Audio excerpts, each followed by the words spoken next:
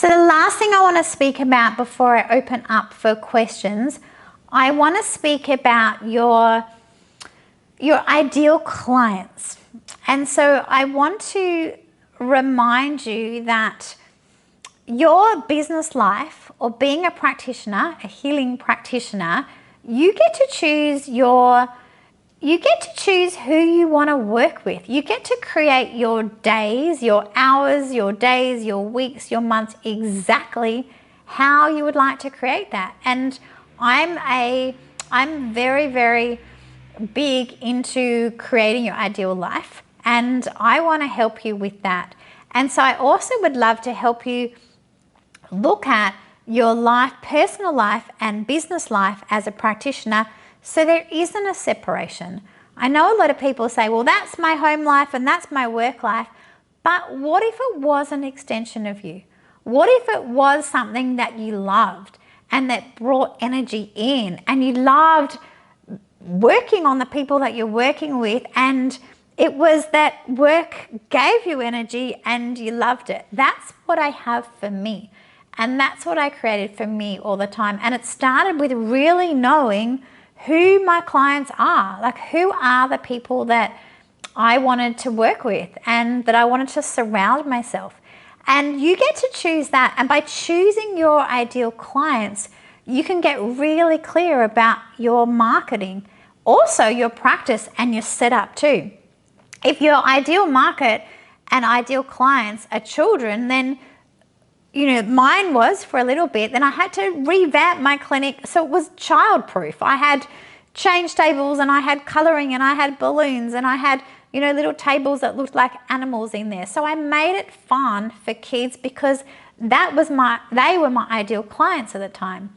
At a time that my ideal clients were pregnant mums, then I needed to have the cushions, and I had classes, and I connected in with midwives and maternity centres because that's who I was seeing. And so when I talk about this, you can see that I've changed who my ideal clients are over time, and you get to as well. When you really feel into who do you want to play with, who do you want to hang out with, who do you want to help, then I'm going to ask you to take it even deeper and to really look at who are these people, what's happening for them, what's happening in their bodies, what's happening in their life. We want to take time to really jump into them, to really feel what's happening for them. Because you want to know that before they come in, so you get an idea of who they are. And then you want to look at matching that up. If you know your avatar, your ideal client, and you know how she thinks, what she is going through, then I'm going to ask you about your service and your offerings. Does it match? Do you have a solution for what these guys are feeling or suffering? Do you have a solution for that? Because we want to feel into them, like who are they? And look at what we have to offer. And the magic is when we know what they want, and we have a solution to help them, then it's a perfect marriage. It's a perfect combination. And that's what you get to have a look at right now, is who, and again, it doesn't mean that's all you have to see, but it's really nice when you are doing your marketing to talk to your person. I always knew my person, I knew exactly who she was in my practice in Melbourne, in Victoria. Her name was Sue Ellen.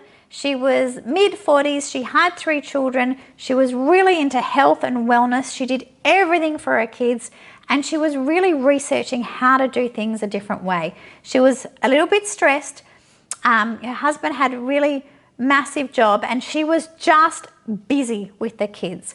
And she would come in and she would bring her kids to see me and her partner, and she was older than me at the time. Well, she's still older than me, but at the time. And she was my ideal client. And what happened for me was when I was writing my marketing or my emails, or I was thinking about what I wanted to do to grow my practice, I spoke to her. I had her in mind. I communicated to her because she was my ideal person.